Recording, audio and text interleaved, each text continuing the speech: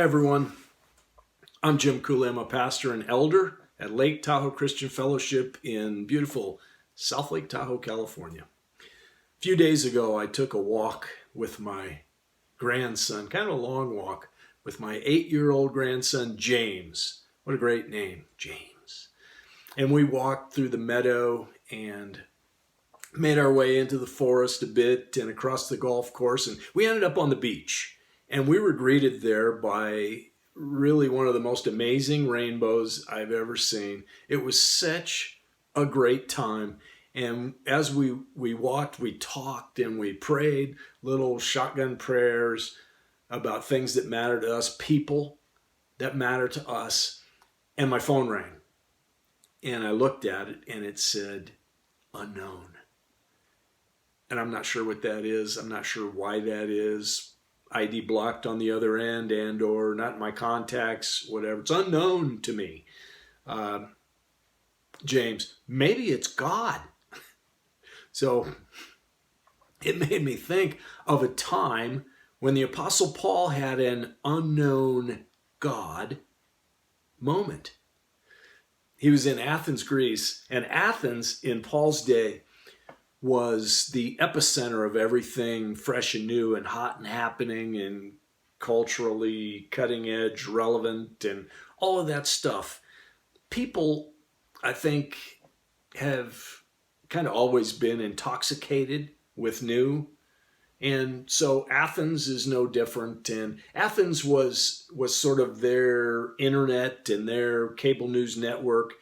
And so a group of philosophers invited Paul to speak at a place called Mars Hill. Mars Hill was the spot. I mean, it was the epicenter of the epicenter. If you wanted to hear the latest that was happening, or if you wanted to preach on the latest that was happening.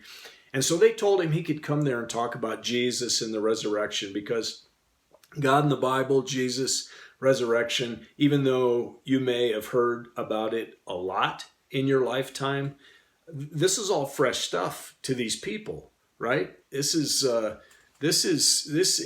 like, you know, a whole brand new concept. So Paul starts his sermon in Acts 17 and verse 22, says, "Men of Athens, I perceive that in every way you are very religious." Now, this is some great stuff. And you can't know that if you don't go back a few verses and check it out, because Paul's actually pretty tweaked. He's pretty upset about what's going on in Athens, Greece, but you'd never know that by the way that he started his sermon.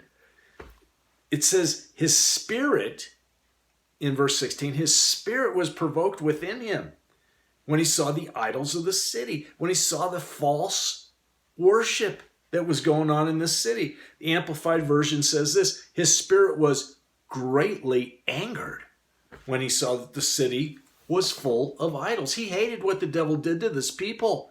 He hated it. He hated the spiritual confusion that just seemed to be rampant and pervasive throughout this place.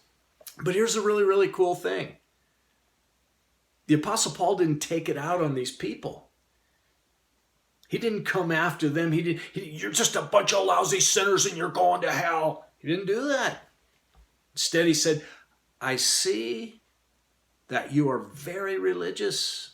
And then he said, for as I passed along and observed the objects of your worship, I found also an altar with this inscription: to the unknown God.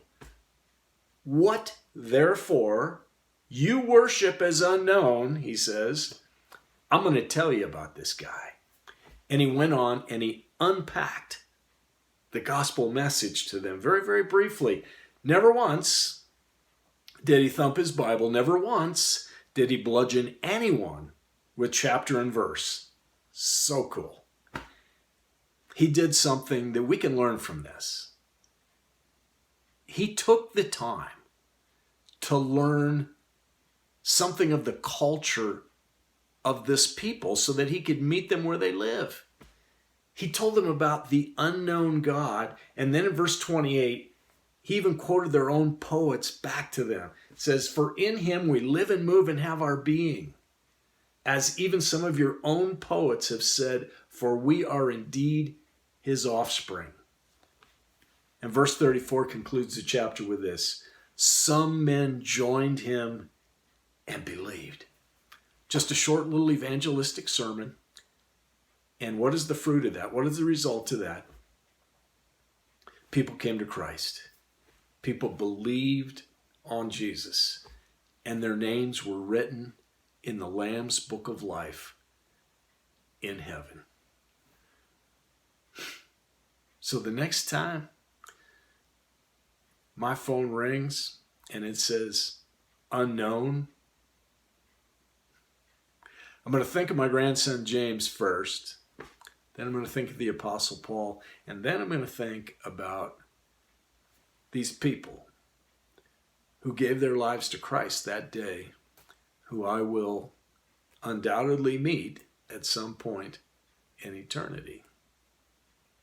Lord bless you guys. I hope you're well.